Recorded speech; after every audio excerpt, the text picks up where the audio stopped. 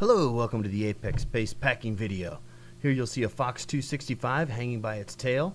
Along the ground you'll see the nose of the canopy, and up hanging on the rack you'll have the tail of the canopy.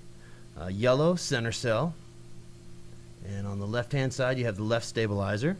On the right hand side you have the right stabilizer.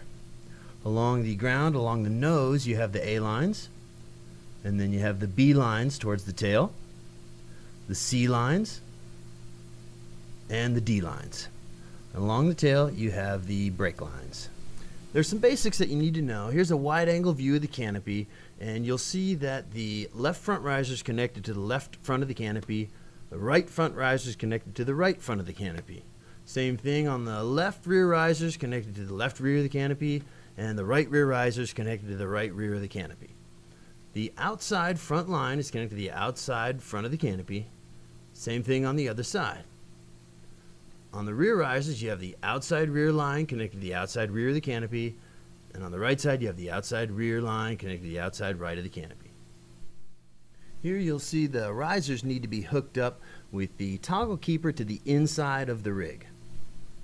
Now we'll go ahead and hook the risers up to the rig. You take the large ring on the riser and put it through the harness ring, and then the next smaller ring on the riser through that ring. Take the 2A loop and put it through the small ring, and then put the 2A loop through the grommet on the riser. Then you take the grommet on the cutaway housing, put the loop through that, and feed the cable through that loop. Then you'll go ahead and put the excess cable into the cutaway housing on the riser itself. Go ahead and hook up the right riser now. Same thing, put the ring through the harness ring. Be careful just to put the small ring through the next ring and not both rings.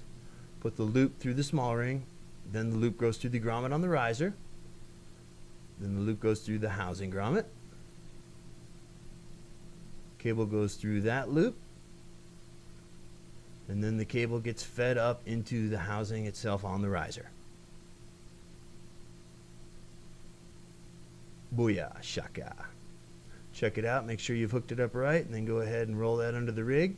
We're going to go ahead and hook the links up to the risers now. We'll start with the left rear riser. Doesn't matter which one you start with as long as they're all hooked up correctly. You know what I'm saying?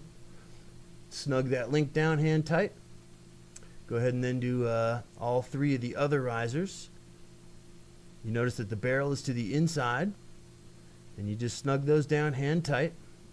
We're going to go ahead then and tighten those with a wrench, 1/4 of a turn past hand tight. You'll find that in the pointer's manual. You don't want to get too tight. You can crack the barrel and then you completely lose the strength of the link. So just snug them down. You'll see here that the small end of the link is connected to the lines and the large end of the link is connected to the riser with the barrel towards the inside of the rig. I'll go ahead and slide the slider bumpers down now and take the brake line and feed it through the grommet on the toggle. Go ahead then and put the bottom of the toggle through that loop on the brake line. Slide it up over the handle, and then just pull that excess brake line through the grommet so it sits nice and clean, just like that. Go ahead and just mate the toggle onto the riser then.